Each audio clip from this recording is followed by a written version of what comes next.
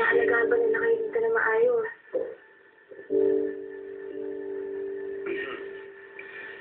Dok, kamusta nung yung lola ko? Alam mo kasi, yung lola mo, may sinisipa kasi yung mga order at mga nurses na lumalapit sa kanya. Kaya nilagyan namin sa ito, to restrainer. Tandaan mo na. Sabi ko ba, Hello, Matt.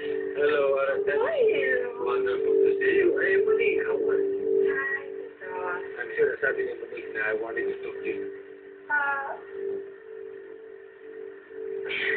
Siguro nakalimutan niya. But I'm here. Oh. If you want to talk to me, I'm available. Oh, yes, would you like to eat something first? No, I'm waiting on a diet. Wow. You know, a lady as beautiful and as sexy as you are, you can eat as much as you want. Thank you so much. Sure. But coffee na lang, dear. That's it. Tisha. Okay, wala ka din sa kusina. Namiss ko yung pangungulit mo sa akin. May problema ba? Lahat ng hinahawakan ko nasisira. Tapos yung iba, nagigiba. Anong ibig mo sabihin? Mga magulang ko, hiwalay. Tapos yung huling boyfriend ko, Ano? Ano nangyari sa ulit mong boyfriend? kailan mo pwede lumabas sa lola ko? Kung mahina ko na si Senyora Maxi, pwede namin tanggalin ang restraint at baka pwede na siyang kalabas. Salamat po. Sige, iwan ko muna kayo. Ito. Hello, would you like to have a seat? Sure, let's have a seat. Oh, it's so early for this. You know, I told you this before, but I can't say it again. Interesado ko na pumasok sa negosyo with you. Sana naman hindi lang yan gusto kong pasukin.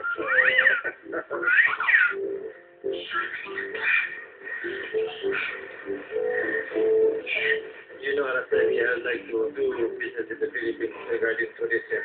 Tourism has so much potential here in the Philippines, and at the same time, you know, I'd like to help you find Nuevo group of companies to divest some of your best performing assets, just like the Green Haven. Hindi ko alam kung ano nangyari sa ulit mong boyfriend. Pero minsan talaga, may mag-asawa naghihiwalay. Pero ako, sinisigurado ko sa'yo, bilang bago mong kaibigan, hindi ako mag-iba. Parang mamamatay ako dito. Dali mo na ako. Uuwi na ako. Ay, ko po lahat. Aalis ko po kayo dito as soon as possible. Promise, Jackie.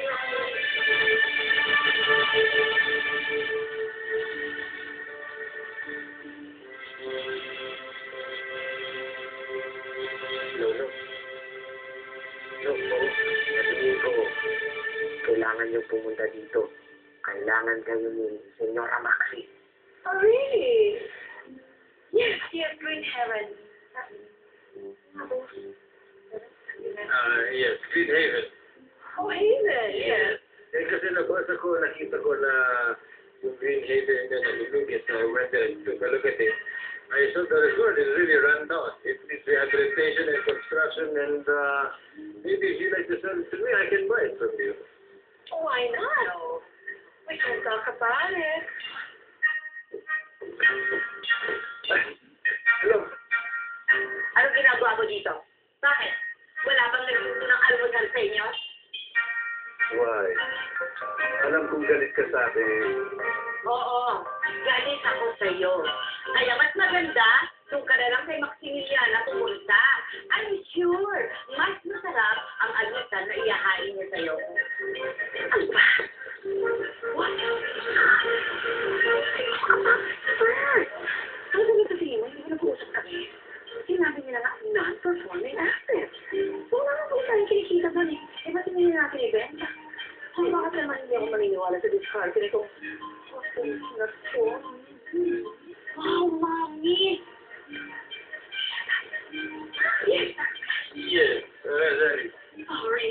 No problem. You just tell me how much you want to sell Green Haven, and I'll let my lawyers work on the document.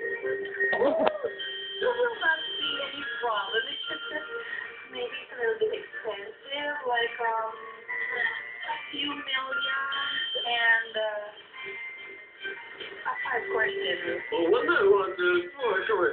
Maybe we can talk about it now. Let's go. I will see you later. Okay. Yun ang dahilan kung bakit ako nagpunta rito. Ang kapal talaga ng mukha mo! Bakit hindi ka nalang kumuha ng kundilyo? Ang itakak mo sa